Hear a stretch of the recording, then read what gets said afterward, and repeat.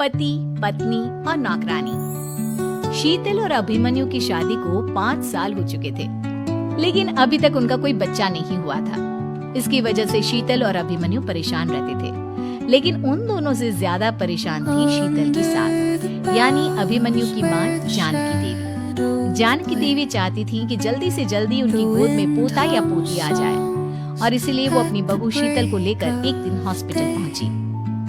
Doctor madam, जरा ठीक से चेक करके बताइए ना, कई बड़े बड़े डॉक्टर को दिखाया है, लेकिन मेरी बहू माँ ही नहीं बन पाती। मैंने शीतल को बहुत अच्छे से चेकअप किया है। देखिए, बात यह है कि शीतल के अंदर माँ बनने की कैपेसिटी नहीं है। ये आप क्या कह रही हैं डॉक्टर साहब? कोई तो इलाज होगा ना, कोई दवाई दे दीजिए। देखिए, कुछ प्रॉब्लम ऐसी होती है जिनका कोई ट्रीटमेंट नहीं होता। आई एम सॉरी टू से, लेकिन शीतल कभी माँ नहीं बन सकती, क्योंकि उसके यूट्रस में अंदर से ही कुछ प्रॉब्लम है। घर आने के बाद क्या हुआ माँ? कहाँ लेकर गई थी आप शीतल को? अरे कहाँ लेकर जाती, डॉक्टर मैडम के पास ले गई, लेकिन तेरी बीवी तो कभी माँ बन ही नहीं सकती। मम्मी जी, इसमें मेरी क्या गलती? अगर अंदर से कोई प्रॉब्लम है तो उसमें मैं भी कुछ नहीं कर सकती। जानती हूँ, ये बात डॉक्टर के मुंह से सुन चुकी हूँ।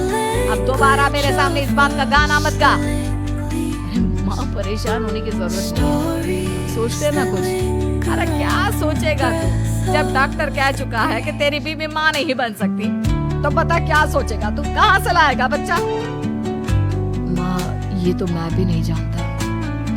अभिमन्यु, क्यों ना हम अनाथ आश्रम से एक बच्चा गोद लिया है? क्या फर्क पड़ता है बच्चा हमारा हो या गोद लिया हुआ?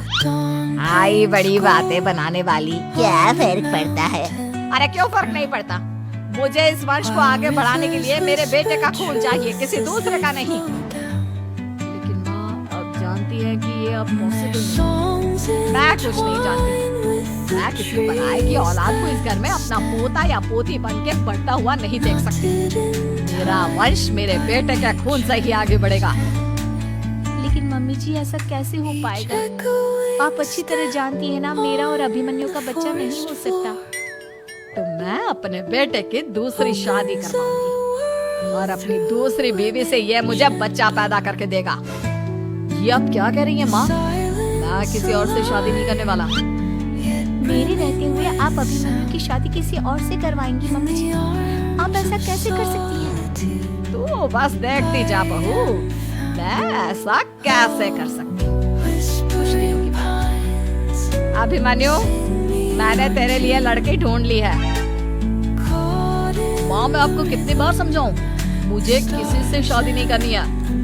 पहले मेरी बात सुन। ये जो चमेली है ना, हमारे घर में काम करने आती है, वो तुझसे शादी करने के लिए तैयार है। मम्मी जी, आप अभिमन्यु की शादी एक नौकरानी के साथ करवाएंगी? वो इसलिए क्योंकि चमेली दिखने में बहुत खूबसूरत है, बच्चा भी सुंदर ही होगा। मम्मी जी, लेकिन एक बच्चे के लिए अपने बेटे की शादी नौकरानी के साथ करवाना, क्या ये सही है? अगर अभिमन्यु ने शादी नहीं की ना, तो मैं अपनी जान दे दूंगी। अब देख लो, अगर तुम्हें अपनी माँ की जान प्यारी है, तो तुम्हें इस नौकरानी के साथ शादी करनी ही होगी। इस तरह जानकी देवी अपने बेटे अभिमन्यु की शादी नौकरानी चमेली के साथ करवा देती है। कुछ दिनों के बाद नौकरानी से मालकिन बन के तो मजा आ गया। अब तो मैं इस घर की मालकिन हूँ।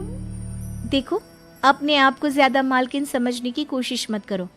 एक बार तुम्हारा और अभिमन्यु का बच्चा इस दुनिया में आ जाए, उसके बाद तुम इस घर से हमेशा के लिए चली जाना। अरे जाओ जाओ, किसी और के आगे बातें बनाना। एक बच्चा तो पैदा नहीं कर सकी। बढ़िया आई, जाओ जाकर मेरे लिए कॉफी बना कर लाओ। नौकरानी मैं हूँ या तुम? मम्मी जी, देखिए ना शीतल मुझसे किस तरह से बात कर रही है।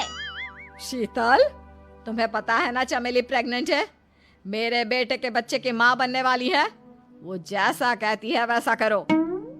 लेकिन मम्मी जी, वो मुझे नौकरों की तरह ट्रीट कर रही है।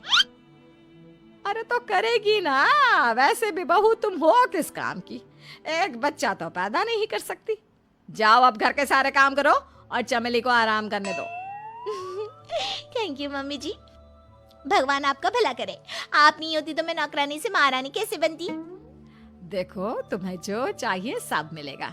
खूब खाओ।